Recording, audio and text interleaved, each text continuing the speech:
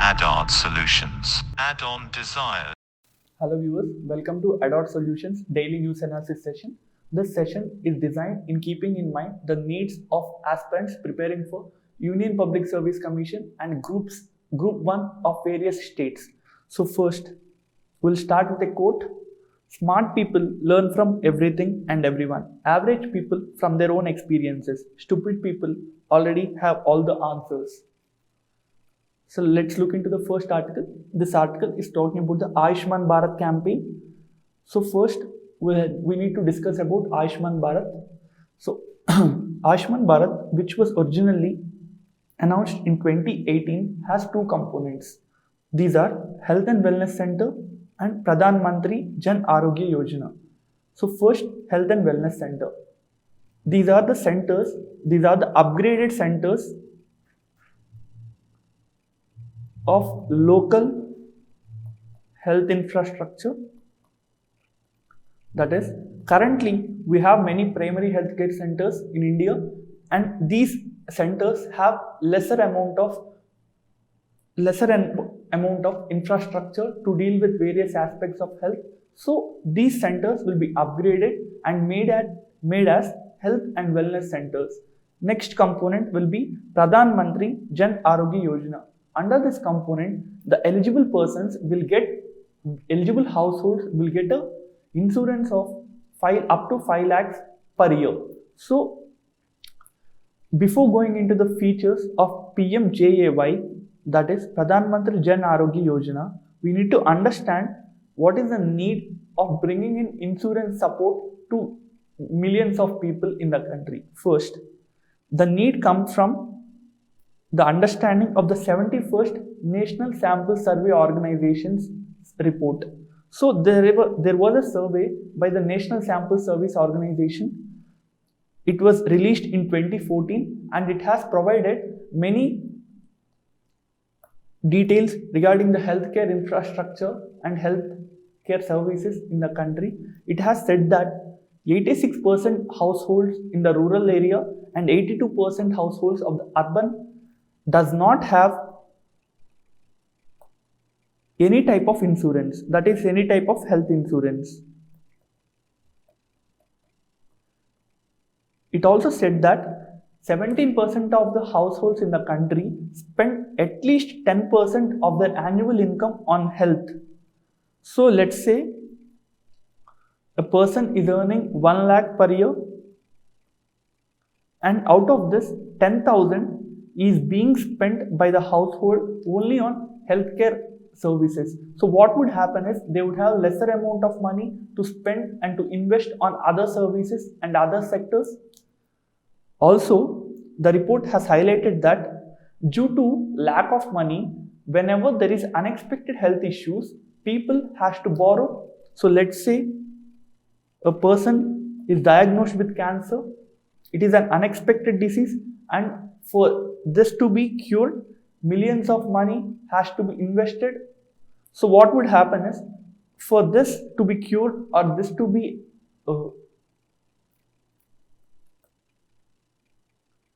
for hospital services, so people has to borrow money from others. So what would happen is they would fall into the debt trap. That is, they're borrowing more amount of money than they can repay. So they have to continuously pay back the interest and the principal, and it would take so much time for them to come out of this debt trap. Also, it has highlighted that 19% of households in the urban areas and 24% of households in the rural areas has to borrow money for the healthcare services.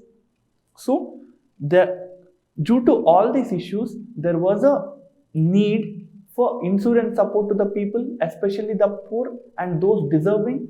Also, in India, the maternal mortality rate is currently 113 per 1 lakh. So what is this maternal mortality rate? Maternal mortality rate tells about the deaths of pregnant women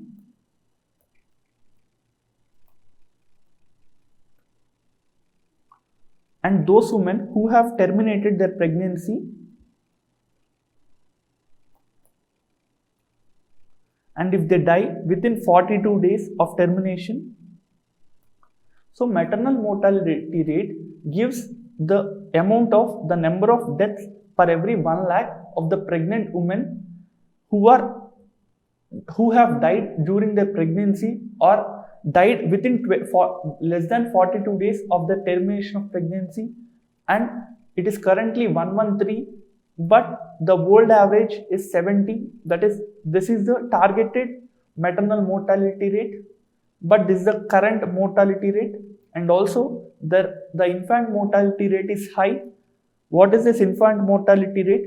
Infant mortality rate provides the statistics of death of children below 1 year. So for every 1000 children, how many children are dying less than 1 year?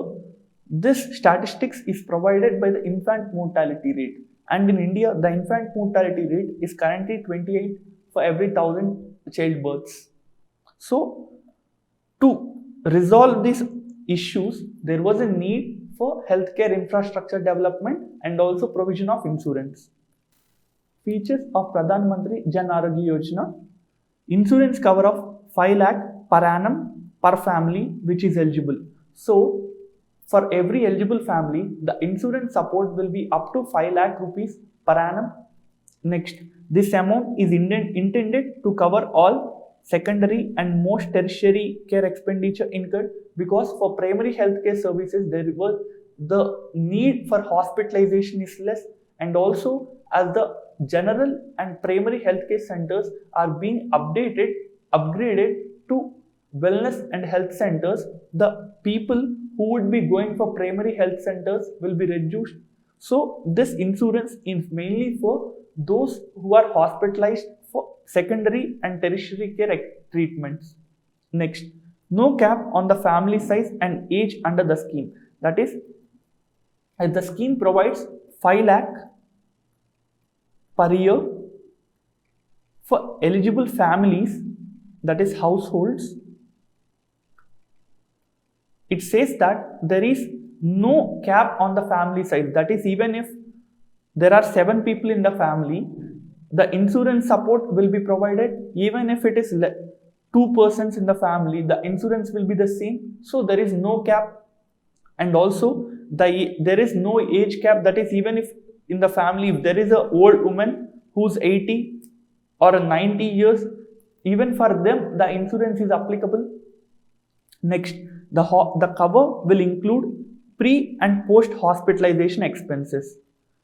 So what would happen is, let's say a person is getting hospitalized tomorrow, but under the scheme 3 days before the hospitalization happened, whatever the expenses the person has to bear, even this money will be covered under the scheme. That is, 3 days pre-hospitalization expenses and 15 days of post-hospitalization expenses will be covered under the scheme. Also, it will cover all the pre-existing conditions. That is, let's say if a person has already having some diseases, and let's say the person got diagnosed of a disease in 2017 and this insurance scheme is started in 2018, but whatever the disease is that a person have even before the starting of this scheme will be eligible for the coverage. Next, the beneficiary will also receive a defined transport allowance per hospital. Let's say a person is getting hospitalized, and to join into a hospital, he might come in an ambulance or he might have to arrange for private transport, and even while leaving the hospital, he might have to rope in private services. The scheme will also cover the transport allowances.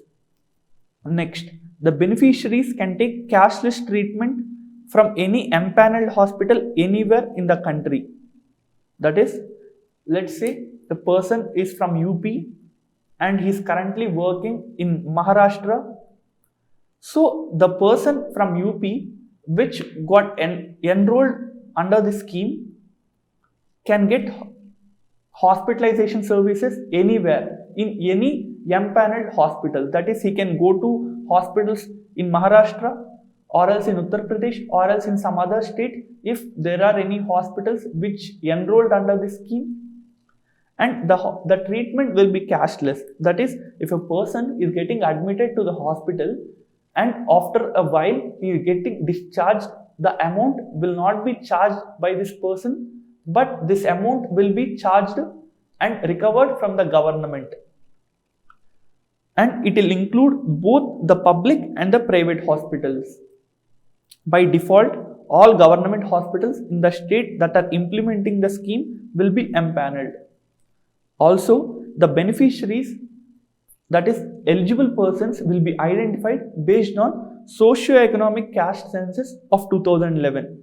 Based on this census takes in the amount of income a person is earning, the household's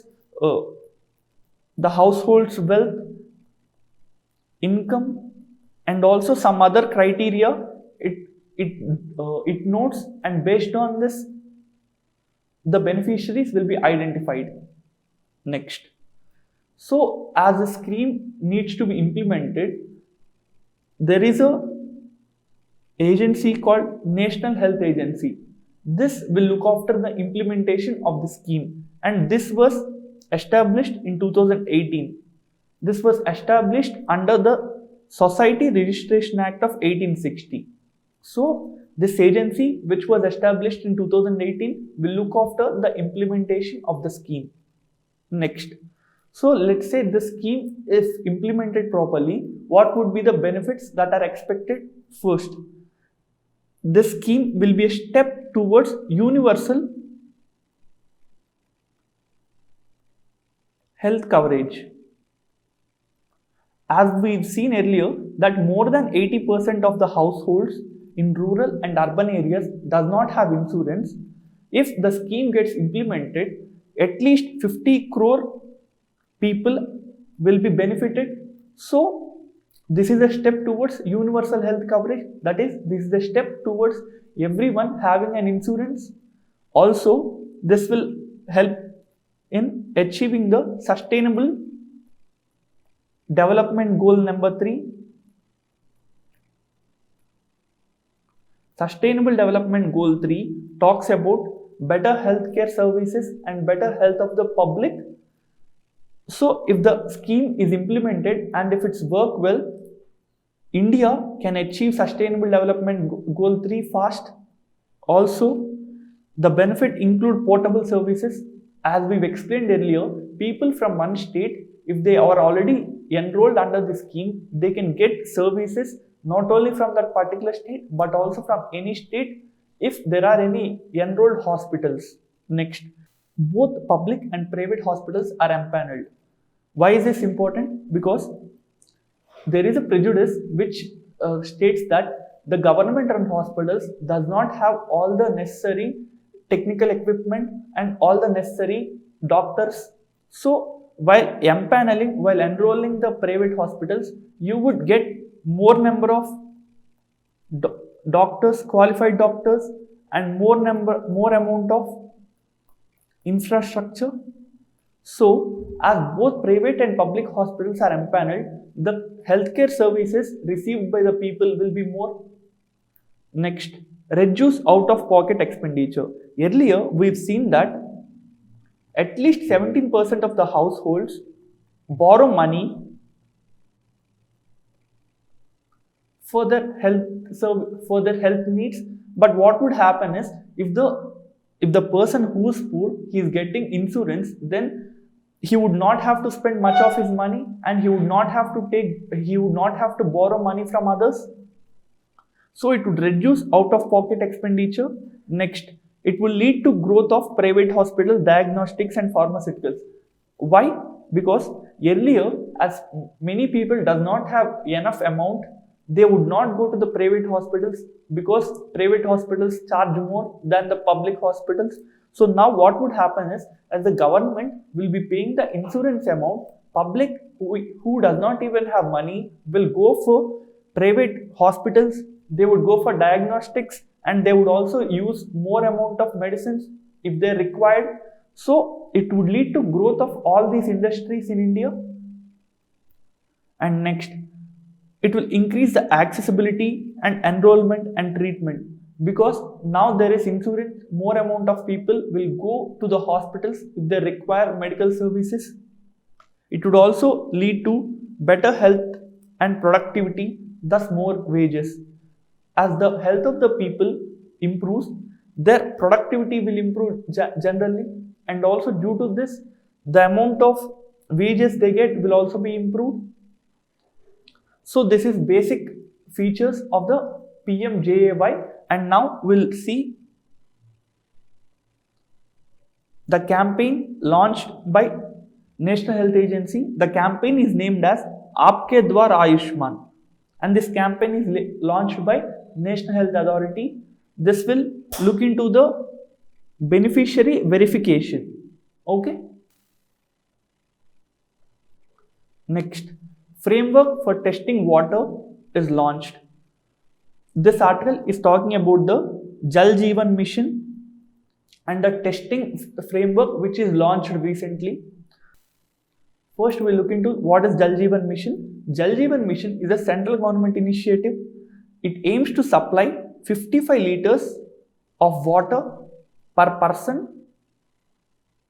per day to every rural households through functional household tap connection by 2024. This was the original mission, and now in 2021 and 2022 budget, the Jal Jeevan Mission has already launched a mission for supplying water in the urban areas also. First, we'll see the rural component, and next we'll look into the urban component. So this Jal Jeevan Mission will focus on integrated demand and supply side management at the local level.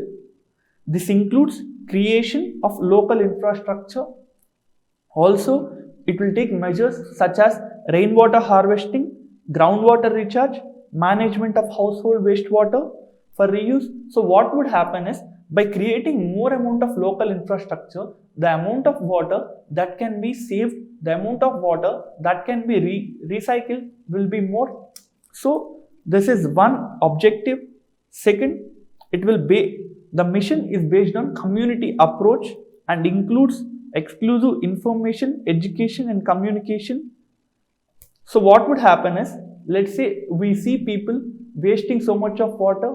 So this mission aims to provide educational and informational support to the person by saying that water is a scarce resource. By stating that many people does not have enough water, this mission aim to change the idea of mindset of the person. So it will be a community approach. Next, it looks to create a Jan Andolan for water, thereby making it everybody's priority. Earlier, we've seen that Swachh Bharat mission was made as a Jan Andolan program, and we see many people taking care of their surroundings. And now this mission aims to make Jan Andolan for water.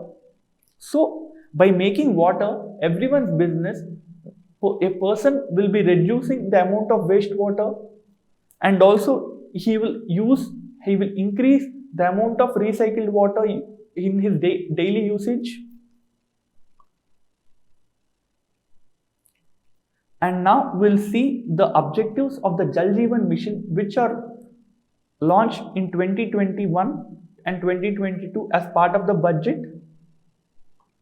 So what are the objectives? Securing tap and sewer connections. First, there is an estimated gap of 2.68 crore urban households. This is the amount of urban households that does not have a functional tap. And next, there is a need for provision of 2.6 crore sewer connections. These sewer connections will be provided with the support of AMRUT. Atal Mission for Rejuvenation of Urban Areas. Under this mission, the sewer connections will be provided, and under the Jal Jeevan Mission, water connections for every household will be provided. This is one objective. Second is rejuvenation of water bodies. Earlier, we've seen that by saving the amount of water, by creating fresh water supply, and by creating green spaces, there will be an advantage of reducing floods. And here we've seen that there is mandatory rainwater harvesting and groundwater recharge. So rejuvenation of water bodies is one of the objectives of Jal Jeevan Mission Urban. Next, creating circular water economy. Why is this important? We see that much of the water we use in our households for washing clothes, washing utensils, and for bath. All this water can be recycled, and this water can be used for industrial purposes, and this water can also be used for watering the gardens. So these are the objectives of the Jal Jeevan Mission. And now water quality testing and monitoring framework and guidelines launched by the Jal Shakti Ministry under the Jal Jeevan Mission. First, the framework aims to monitor and test the water quality, because the water which is supplied to the households might contain chemical and biological impurities. There can be pH level differences, turbidity, alkalinity, hardness, presence of chlorides, sulfates, iron, arsenic, fluoride, nitrate, or coliform bacteria. So there might be existence of any of these or all of these in the water which is being supplied to the households. So if we want to take any steps, we should know where the problem is arising and where the water which is impure is being supplied, and for that we need to test the water. So till now, the testing of the water resources, water supplied to the households is less. So the framework and the guidelines is issued to increase the water testing and also to cap the amount which is charged for the testing. So let's look into the features of the framework first. It supports the affordability and it caps the prices for the testing. Second, it also provides the protocols and standards for the testing, because what happened earlier was the testing agencies used to test the water based on its own standards and it used to charge more from the customers. But as the framework and guidelines mandate that these testing agencies should follow a specific criteria and also can charge only to a particular level, by formulating these rules, it will be beneficial for the customers. Next, it says that both the chemical and biological contaminants should be tested for. Next, it proposes for the creation of nationwide database.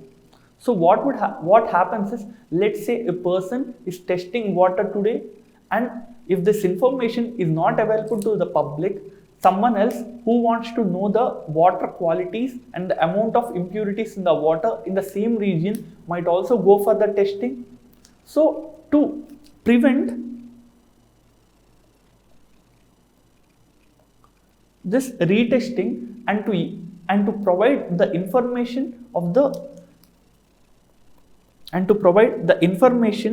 there is a need for a unified database in the country, and this framework gives the need, and this framework provides for the creation of such nationwide database. So this nationwide database will be Water Quality Information Management System.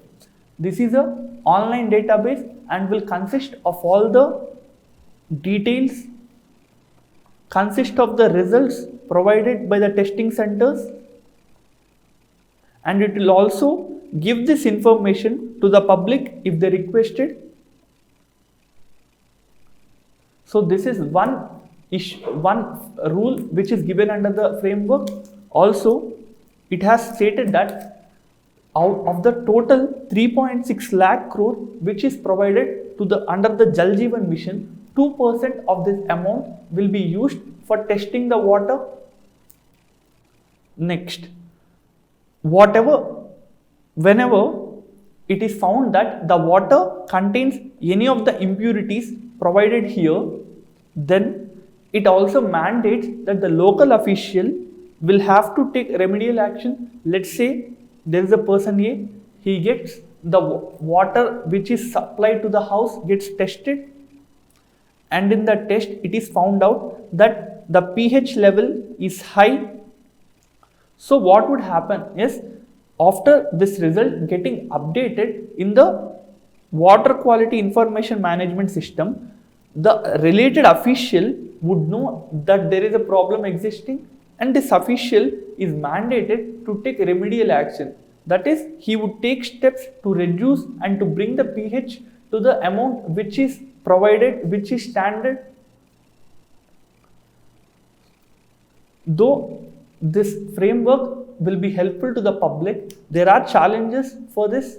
First, only 63 of the 2033 testing labs are certified by the National Accreditation Board for Testing and Calibration Laboratories. As the amount of laboratories which are certified by the NABL are less, the result which the laboratories which are not certified may provide it not be very accurate. So there is a need for more labs to be certified under the NABL. And also, according to the 2018 assessment by the Central Groundwater Board, more than 50% of the blocks in the country are already contaminated by chemical and biological elements. So, as already the government know that much of the blocks are already contaminated, there exists a need for the government to take immediate measures rather than to act when the new testing results are out. Also, as the government and the ministry know that the amount of labs which are accredited are less, the framework also provided for the need, and it mandated that there is a need to set up such NABL accredited labs within a year in all states and districts and blocks. That is, the framework mandates the creation of such NABL accredited labs in all states, districts and blocks. Now we will be discussing the prelim practice questions. First, consider the following statements. Ayushman Bharat Pradhan Mantri Jan Arogya Yojana provides a defined benefit cover of up to 5 lakh per year to all families. Next, Ayushman Bharat Trust was established for the implementation of Pradhan Mantri Jan Arogya Yojana scheme. Which of the above statements are correct? The answer to this is C, because it will provide insurance to only eligible persons. And regarding this eligibility, the data will be taken from socio-economic caste census. And Ayushman Bharat Trust was established to this? No. National Health Agency, National Health Authority, which we discussed earlier, was set up for this implementation. Second, one country, two systems policy of China is applicable to Hong Kong and Macau only. Second, this will be applicable to Hong Kong only till 2047. Which of the above statements is or are correct? The answer is only one, because it is true that the one country, two system policy of China is applicable only to Hong Kong and Macau. Also, this framework, which provides for other autonomy to a particular extent, will be applicable to Hong Kong only till 20. The answer is B, because both are true. It is applicable to Hong Kong only till 2047 and it is applicable to Macau till 2049. Next, World Anti-Doping Agency was established in 1999 by World Health Organization. World Anti-Doping Agency, or the WADA, its duty is to monitor anti-doping activities worldwide to ensure proper implementation of and compliance with the World Anti-Dumping Code. Which of the above statements either are correct? The correct statement is D, because World Anti-Dumping Agency was not established by World Health Organization, but rather it is established by International Olympics Committee in 1999. We've taken a question from Prelims 2015. The provision in 5th schedule and 6th schedule in the Constitution of India are made in order to protect the interest of scheduled tribes, determine the boundaries between states, determine the powers, authority and responsibilities of panchayats, protect the interests of all the border states. The answer is A, because it is for the protection of interests of the scheduled tribes. Next, mains practice questions. What are the salient features of Ayushman Bharat Pradhan Mantri Jan Arogya Yojana? What are the salient features of Jal Jeevan Mission launched by the center recently? So, answer these questions and upload it in the comment section of this session. And also, please share about this information to your friends. Thank you. Add-on solutions. Add-on desires.